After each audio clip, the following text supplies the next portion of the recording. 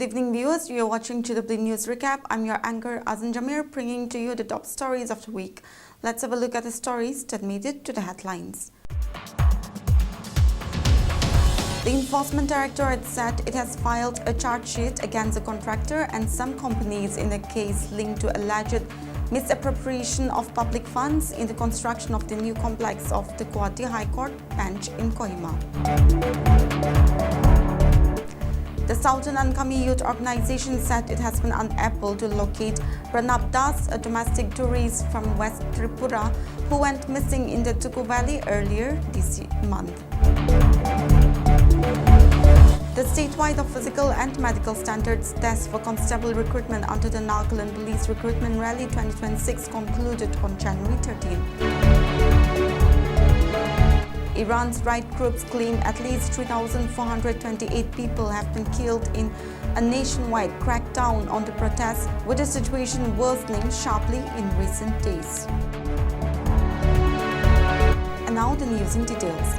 The Enforcement Directorate said it has filed a charge sheet against a contractor and some companies in a case linked to alleged misappropriation of public funds in the construction of the new complex of the Guwahati High Court bench in Kohima.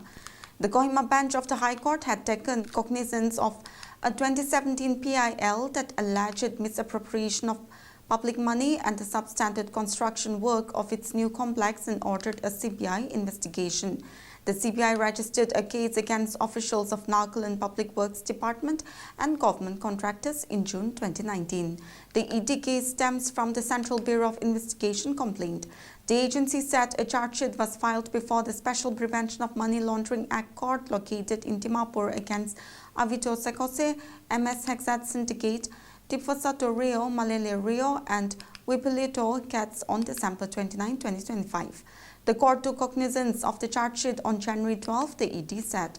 Nagaland PWG officials fraudulently inflated the cost of the work of construction of 2 retaining walls in the new High Court complex and paid an excess amount of Rs 80.25 lakh to contractor Sekose, the ED said. Similarly, the cost of construction of High Court complex road and footpath was also inflated as part of a conspiracy between government contractors and Nagaland PWG officials, resulting in the excess payment of Rs 29.68 lakh to the firm Hexat Syndicate and its partners, Teposato Rio, Malele Rio and Wepilito Cats, it added.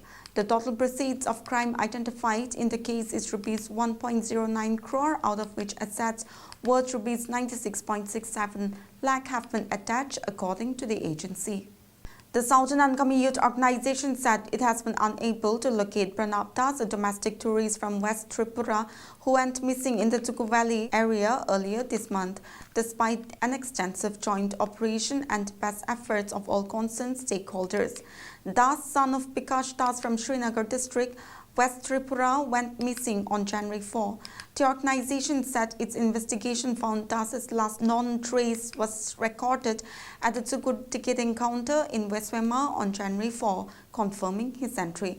However, there is no record of his arrival at the Dzukou Valley base camp, stated a press release issued by SIO. In response, SIO conducted an extensive joint search and rescue operation involving over 200 volunteers.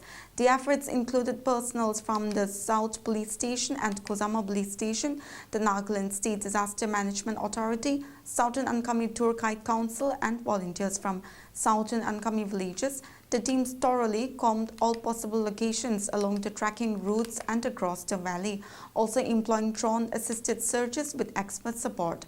The missing person's father, uncle and brother joined the search from January 13 to 16, but unfortunately yielded no positive response despite exhaustive efforts. Meanwhile, the Kohima District Administration and police met officials of Sabo and Sayo engaged in the search for the missing tourists from Tripura. The district administration and police appreciated the sustained and dedicated efforts of the organizations and their volunteers in the search operation for the tourists who has been missing since January 4. In a major GST evasion case involving over Rs 53 crore, the anti-evasion unit of the Central GST Commissionerate Dimapur arrested a mining company director of allegedly issuing and receiving fake invoices without actual supply of goods. The unit arrested one Atikur Rahman Parpuya, director of two firms, MS Bentang Dushim Mining Private Limited and MS Kavito Mining Limited, for alleged GST fraud involving fake invoicing without actual supply of goods. Central GST Commissionerate Dimapur said Parpuya, whose firms deal in the supply of coal and coke, was found to have issued and received invoices without actual supply or receipt of goods. During inspection, both firms were found non-existent or non-operational at their declared premises. Scrutiny of GST returns revealed issuance and receipt of fake invoices without movement of goods, resulting in fraudulent passing on and availing of input tax credit amounting to rupees 27.52 crore and rupees 25.76 crore respectively. The Commissionerate said that the taxpayer failed to produce supporting documents such as e-way bills, transport documents and corresponding bank statements related to the invoices issued and received. Based on the findings, it said that Parpuya was found to have committed offences under Section 132 Clause 1 Clause B and Section 132 Clause 1 Clause C of the CGST Act 2017. These offences are cognizable and non-bailable. Accordingly, he was arrested on January 10, 2026 at Dimapur and produced before the competent court. This is the second case in the recent months in which CGST Dimapur has arrested individuals involved in tax fraud and offences under the GST Act. Further investigation is underway. The statewide physical and medical standards test for constable recruitment under the Nagaland Police Recruitment Rally 2026 concluded on Jan 13. In Dimapur, Chumukitima and Newland districts, Commissioner of Police Dimapur Autulate Imchun informed that out of a total 3,377 applicants, 2,020 candidates appeared for the test over the 6 years. A total of 144 vacancies were notified for the 3 districts. Meanwhile, in Shamata district, the recruitment rally recorded the participation of 577 candidates, out of which 187 qualified for the written examination. The recruitment rallies across Nagaland reflect a continued effort by the Nagaland Police to select capable and disciplined personnel, ensuring that vacancies in the force are filled with young and motivated candidates.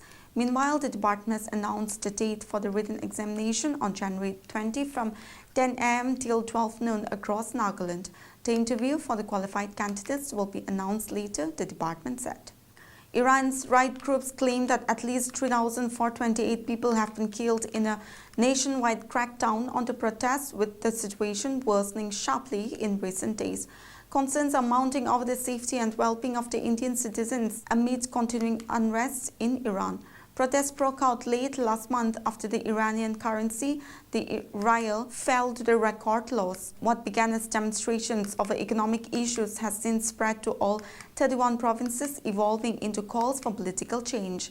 Estimates suggest more than 10,000 Indians, including students, are currently living in Iran.